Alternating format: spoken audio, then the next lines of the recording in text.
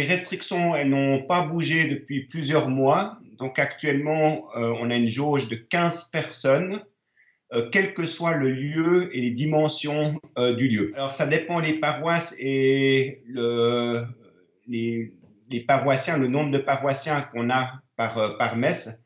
Alors certains, ils doublent leur messe et puis c'est quasi bon, on peut dire comme ça. Et puis alors il y a d'autres paroisses où c'est beaucoup plus compliqué. Du coup, pour nous, c'est même ingérable au niveau des week-ends.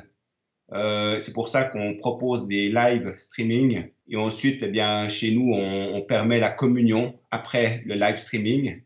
Et là, on a à peu près entre 6 et 700 communions par dimanche. Dès que le direct est terminé, c'est-à-dire vers 11h, 11h05, on ouvre les portes de l'église et puis les gens arrivent au compte-gouttes juste pendant à peu près 1h30.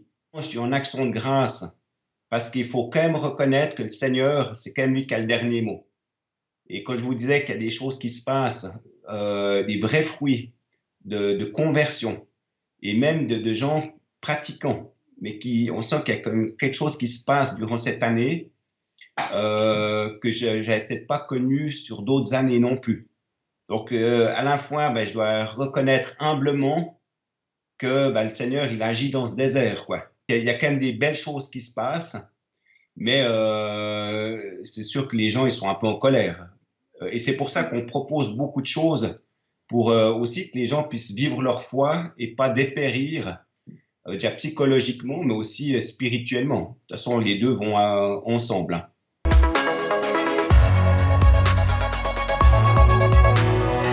Il ne faut pas commencer à lâcher. C'est déjà trop dur. Alors, si on commence à lâcher, mais ça va vite, on s'habitue. Mon frère, il a cette fameuse règle de 2, c'est plus, moins, moins. Alors, plus j'en fais, plus je m'entraîne, plus j'ai envie de m'entraîner. Moins je m'entraîne, moins j'ai envie de m'entraîner. Plus je fais la charité, plus j'ai envie d'en faire. Moins j'en fais, moins j'ai envie d'en faire. Plus je regarde la télé, plus j'ai envie de la regarder. Eh bien, de jouer le plus, mais dans les bonnes choses. Et celles aussi qui sont religieuses, qui ne sont pas toujours les plus faciles, mais c'est celles qui donnent le plus de vie. Et ça, c'est une certitude. On a 2000 ans qui nous le prouvent. Et avec des hauts, des bas, des sociétés chaotiques, les chrétiens qui ont persévéré sont devenus saints. Je dirais qu'aujourd'hui, un des enjeux que je pense avec ce Covid, et je pense que peut-être il y a quelque chose qui est né, c'est soit c'est mort, soit il y a quelque chose qui est né, c'est la prière dans les familles. Je pense que, bon, déjà, la plupart de nos paroisses, on n'était pas prêts à ça. On a mal préparé, et je me mets dedans, les gens à vivre la prière chez eux. C'était toujours la messe, et puis peut-être quelques activités évidemment qu'on proposait. Mais une fois que tout s'est fermé, on s'est retrouvé avec des familles qui prient et qui n'ont jamais prié ensemble. Je pense qu'il y a vraiment quelque chose à réapprendre pour notre Église, c'est la prière en famille. Et c'est vital, prier en famille, mais c'est dur. Mais voilà, je pense que ça, c'est l'enjeu du Covid. Peut-être une des choses aussi très importantes à mon goût, c'est de garder la communion entre nous.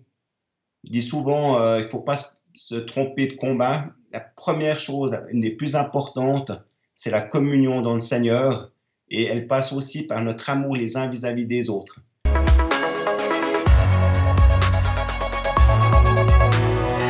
Peut-être de regarder peut-être Marie et Joseph, aussi dans les difficultés, d'avoir confiance. En fait, que le Seigneur, en fait, c'est lui le maître. Si on lui fait confiance et qu'on est fidèle et déterminé, si je m'ouvre à son amour, si je fais mes petits efforts, peut-être à regarder la messe à la télévision ou live streaming, c'est vrai, c'est pas top, mais c'est ce qui m'est donné aujourd'hui. Et puis, il n'y a rien d'autre.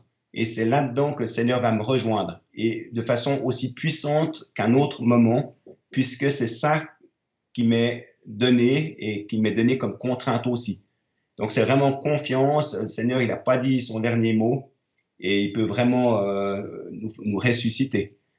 Et ça, je le crois et c'est ce que je souhaite à tout le monde, c'est d'entrer dans cette histoire dans ce désert qu'on nous propose, eh bien, d'y entrer avec le Seigneur pour que lui nous amène en terre promise. Plus ça va s'obscurcir, plus notre monde va s'obscurcir, plus nous, normalement, on devrait être lumineux.